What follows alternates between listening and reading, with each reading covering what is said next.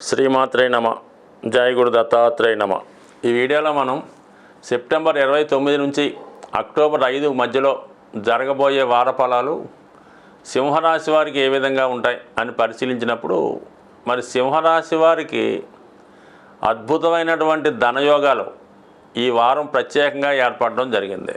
ముఖ్యంగా ధనస్థానంలో రవి బుధులు కలిసి ఉండడం వల్ల ఒకటేంటంటే ప్రభుత్వ పథకాలు మీకు అనుకూలంగా రావడం జరుగుతుంది.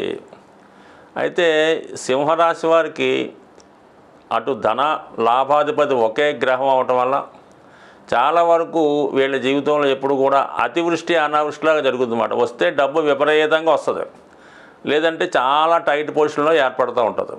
అటువంటి బుధుడు ధనస్థానంలోకి ఉచ్చగతుడై ఉండడం వల్ల ఒక విధంగా చెప్పాలంటే ఫ్లో ఆఫ్ ఇన్కమ్ చాలా ధారాళంగా ధన సంపాదన ఈ వారంలో ఈ రాశి వారికి ఉంటుంది. ముఖ్యంగా కుటుంబంలో బంధువులు ఎక్కువగా మీ కుటుంబాన్ని సందర్శిస్తారు. ఈ వారం అంతా కూడా అతిథులతో చాలా సందడిగా ఏదో ఒక పండగ వాతావరణం మీ గృహంలో ఉండడం జరుగుతుంది. ఫర్ ది సేమ్ టైం ధన విషయంలో కూడా చాలా వరకు ఎక్కువ ధన వ్యయం అవుతుంది. రావడం అలాగే వస్తుంది, ఖర్చు కూడా అలాగే అవుతుంది. అలాగే మరి మీ కుటుంబంలో ఎవరో ఒకరికి సడన్గా ఈ వారంలో ఒక అనారోగ్య సమస్య రావడం వల్ల కుటుంబం అంతా కూడా కొద్దిగా ఆందోళన కలిగే అవకాశం ఉన్నది. సో అలాగే లాభస్థానంలో కుజగ్రహ సంచారం ఇది జాతకుడికి చాలా మానసిక ధైర్యాన్ని ఇవ్వడం జరుగుతూ ఉంటుంది. అలాగే భూములు స్థిరాస్తులపై ఆదాయం పెరుగుతుంది. స్థిరాస్తులపై ఉన్నటువంటి సమస్యలు పరిష్కారం అవుతాయి. ఆస్తి పంపకాల్లో ఉన్నటువంటి లావాదేవీలు, అలాగే మీ భూమి ఇతరుల ఆధీనంలో ఉంటే అది మీ స్వాధీనంలోకి రావడం, దాని వలన మీకు రావాల్సిన ధనం కూడా ఈ వారంలో వచ్చే అవకాశం ఉంది. మరి ఈ సందర్భంలో మీకు రాజకీయ నాయకులు కానీ పోలీస్ డిపార్ట్మెంట్ వారు కానీ సంపూర్ణంగా సహకరించే అవకాశం ఉంటుంది. సో అలాగే భాగ్యాధిపతి లాభస్థానంలో ఉన్నప్పుడు జాతకుడికి విదేశ అవకాశాలు చాలా వరకు వస్తూ ఉంటాయి. అలాగే దూర ప్రాంతంలో ఉన్నటువంటి మిత్రులు, మీ శ్రేయోభిలాషులు ఏదో విధంగా మీ స్నేహ సమాచారాన్ని, మీ క్షేమ సమాచారాన్ని తెలుసుకొని వాళ్ళు మీకు ఏ విధంగా సహాయపడగలమో ఆ విధంగా సహాయపడుతూ ఉంటారు. మొత్తం మీద కుజుడు లాభస్థానంలో ఉండడం వల్ల మీ చుట్టూ యువత ఉంటారు. అంటే ఈ సమయంలో ఎవరైతే సింహరాశిలో అటు రాజకీయ రంగంలో కానీ ప్రజాసేవా రంగంలో కానీ ఏదో ఒక సేవా కార్యక్రమంలో ఉన్నవారికి అందరూ సహకరించడం వల్ల మీ యొక్క నేమ్ అండ్ ఫేమ్ కూడా చాలా వరకు పెరిగే అవకాశం ఉంది. ఇది పక్కన పెడితే మరి దశమ స్థానంలో గురుగ్రహం తొందరలో వక్రగమనంలోకి రావడం వల్ల వృత్తిలో మార్పు కొరకు మీరు చేసే ప్రయత్నాలు 100% వచ్చే అవకాశం ఉంది. మీరు ఏదైనా పదవిని ఆశించి ప్రయత్నం చేస్తుంటే ఏదో ఒక నామినేటెడ్ పోస్ట్ లాంటిదో, ఒక ప్రభుత్వ పదవో, ఒక అధికార పదవి లాంటిది మీకు ఈ సందర్భంలో వచ్చే అవకాశం ఉంటుంది.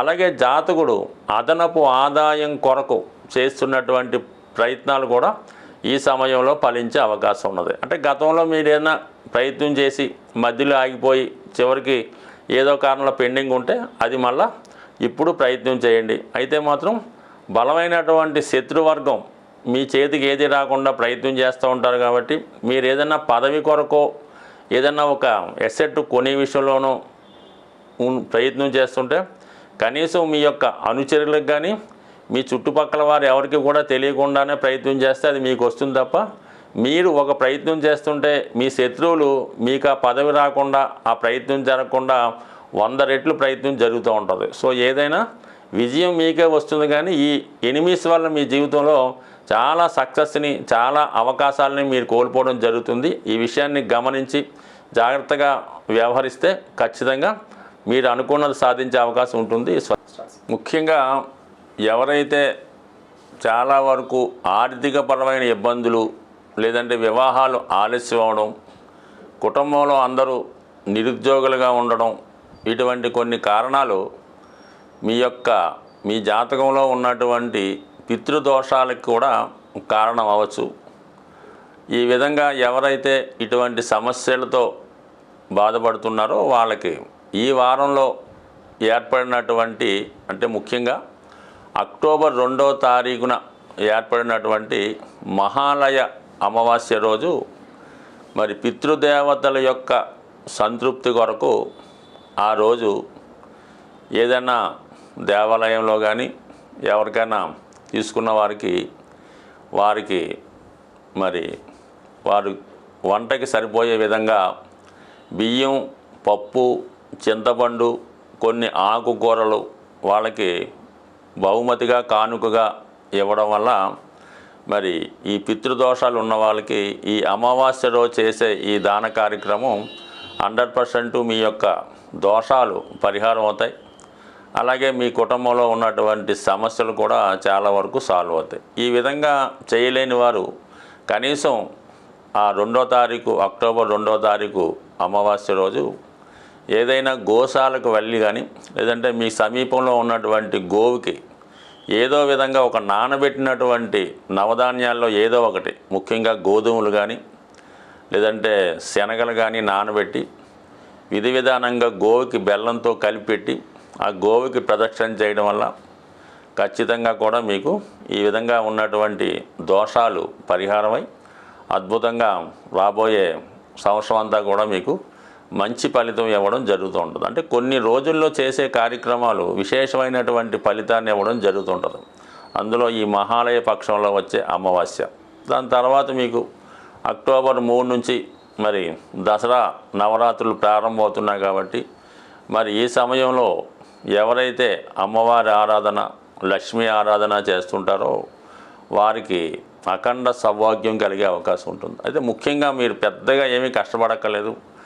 ఈ 3వ తారీఖు నుంచి ప్రారంభమయ్యే నవరాత్రి రోజు చక్కగా ఒక మంచి టైం మీరు ఎన్నుకొని, అది వీలైతే ప్రాతకాల వేళ సూర్యోదయానికి ముందుగానే మీరు మీ యొక్క కాలకృత్యాలు తీర్చుకొని మీకు ఇష్టమైనటువంటి ఏదో ఒక భగవంతుడికి సంబంధించినటువంటి శ్లోకాన్ని లేదంటే అందరికీ సౌభాగ్యాన్ని, ధనాన్ని ఇచ్చే కనకదార స్తోత్రాన్ని ప్రతిరోజు ఒక నిర్దిష్టమైన సమయంలో నవరాత్రులు ముగిసే వరకు కూడా సుమారుగా ఈ 9 రోజులు విధి విధానంగా దాన్ని పారాయణ చేయడం కానీ లేదంటే శ్రద్ధగా వినడం చేయడం వల్ల సాధ్యమైనంత వరకు ఈ 9 రోజులు నియమంగా ఉంటూ సాత్విక ఆహారం తీసుకుంటూ ఎటువంటి అసాంఘిక కార్యక్రమాలు, ఎటువంటి వ్యసనాలకి లోను కాకుండా కేవలం సాత్విక ఆహారం తింటూ నియమంగా ఉండడం వల్ల ఖచ్చితంగా మీకు మంచి సమయం మారుతుంది. అలాగే గ్రహంలో అంటే జాతకంలో ఉన్నటువంటి గ్రహ దోషాలన్నీ కూడా సాల్వ్ అయ్యి మీకు చాలా వరకు మంచి ఫలితాన్ని కూడా ఇవ్వడం జరుగుతూ ఉంటుంది. సో ఏదైనా మనం కొన్ని పర్వదినాల్లో చేసే విధంగానే ఈ దసరాలో ఈ 9 రోజులు ఎవరన్నా సరే చిన్నవారి నుంచి పెద్దవారి వరకు చేయడం వల్ల ముఖ్యంగా జాతకంలో శనిగ్రహం ద్వారా వచ్చే దోషాలు, రాహుగ్రహం ద్వారా వచ్చే దోషాలు చాలా వరకు అమ్మవారి యొక్క అనుగ్రహంతో మీకు అవి పూర్తిగా తొలగిపోయే అవకాశం ఉంటుంది. కాబట్టి సాధ్యమైనంత వరకు మీకు ఎంతగా వీలైతే అంతగా చేయడం వల్ల ఎక్కువ విజయావకాశాలు పొందుతారని ఆశిస్తూ స్వస్తి.